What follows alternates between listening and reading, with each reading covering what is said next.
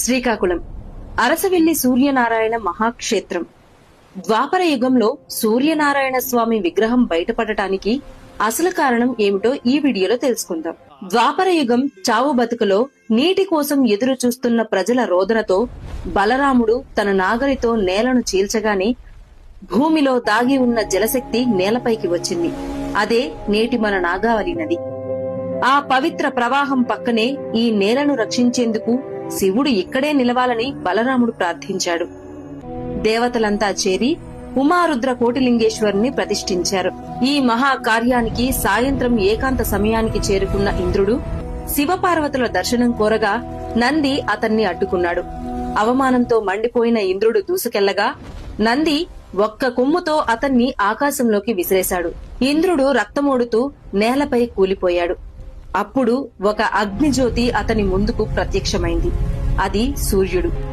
కలియుగంలో భూమిని రక్షించేందుకు నేను ఇక్కడే కొలువవుతాను అని సూర్యుడు చెప్పాడు.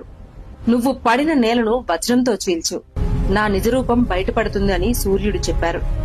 ఇంద్రుడు వజ్రాయుధంతో నేలను కొట్టగానే భూమి హృదయం పగిలిపోయింది.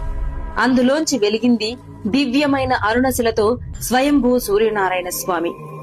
ఆ విగ్రహం వెలసిన క్షణంలోనే ఇంద్రుడి శరీరంలోని ప్రతి గాయం, ప్రతి నొప్పి ఒక్క క్షణంలో మాయమైపోయింది. అప్పటి నుంచి ఇక్కడికి వచ్చే భక్తులు కూడా తమ రోగాలు, బాధలు ఇక్కడే వదిలేస్తారని ఈ క్షేత్ర శక్తి నమ్మకంగా మారింది.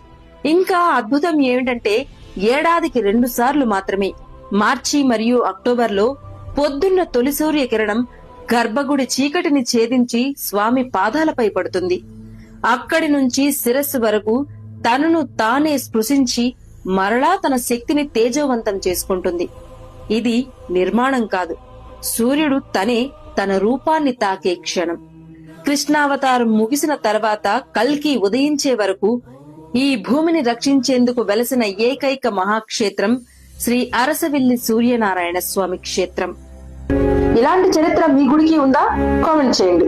మన చరిత్రను ప్రపంచానికి పరిచయం చేద్దాం. మన ఛానల్ ని ఫాలో చేయడం మాత్రం మర్చిపోవద్దు.